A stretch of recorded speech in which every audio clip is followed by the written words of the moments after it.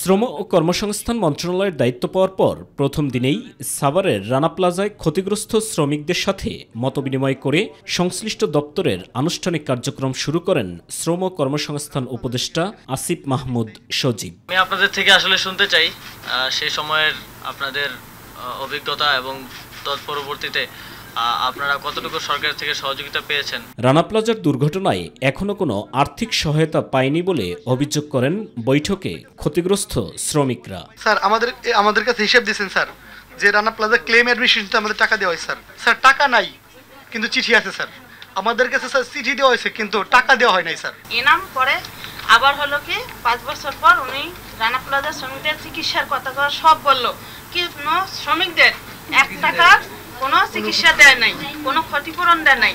নতুন বাংলাদেশের শ্রমিকদের অধিকার নিশ্চিত করা হবে জানিয়ে শ্রম ও কর্মসংস্থান উপদেষ্টা বলেন, রানা প্লাজায় আহতদের আর্থিক সহায়তায় অনিয়ম খতিয়ে দেখতে শীঘ্রই তদন্ত কমিটি গঠন করা হবে। আওয়ামী লীগের আমলে আপনাদের ক্ষতিগ্রস্তদের এবং যারা নিহত হয়েছেন তাদের পরিবারের জন্য যেই ব্যবস্থা নেওয়া হয়েছিল তা কতটুকু সুষ্ঠুভাবে বাস্তবায়ন করা হয়েছে এবং বাস্তবেই আপনারা কতটুকু তার উপকার পেয়েছেন কি পান নাই সে বিষয়ে তদন্ত করার জন্য আমরা একটা তদন্ত কমিটি গঠন করব। আমি চাই আপনাদের মধ্য থেকে যারা ক্ষতিগ্রস্ত তাদের মধ্য থেকে সরাসরি একজন সেই তদন্ত কমিটিতে থাকবে এবং তিনি নিশ্চিত করবে যে বাস্তব চিত্রটা উঠে আসছে কিনা। এদিকে সচিবালয় চীন রাষ্ট্রদূতের সাথে বৈঠক শেষে গণমাধ্যম কর্মীদের সাথে কথা বলেন অর্থ উপদেষ্টা ডক্টর সালেউদ্দিন। তাদের কাছে আমরা অনুরোধ করেছি যে তোমরা তোমাদের সাপোর্ট, টেকনিক্যাল সাপোর্ট হোক, আর্থিক সাপোর্ট হোক, তা কন্টিনিউ করবে এবং দে হ্যাভ অ্যাসিওরড আস ইনফ্যাক্ট বলে যে আমরা যতটুকু করেছি তাতে বেশি করে আমরা আগ্রহ করি।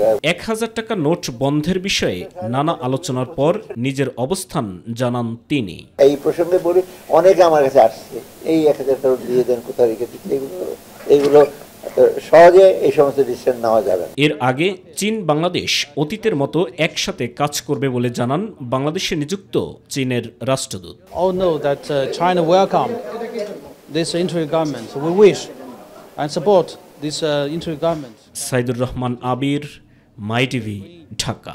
Into track